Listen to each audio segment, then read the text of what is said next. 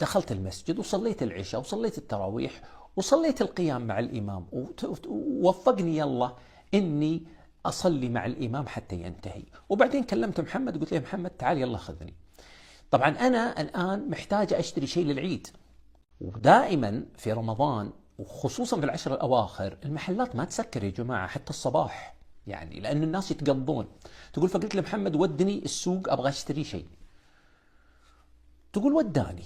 طبعا هو مبسوط محمد، مرة مزغلل مثل ما يقولون من الفرحة مسكين. تقول وداني. وطبعا أنا من النوع اللي أي حاجة تمشي حالي، أبي شيء بس يمشي حالي في العيد.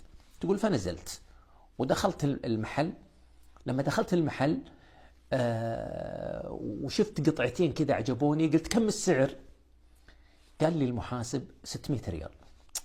قلت أنا كثير، أقول في نفسي كثيرة 600 ريال، بس أنا مضطرة الحين، أنا في آخر الليل والسحور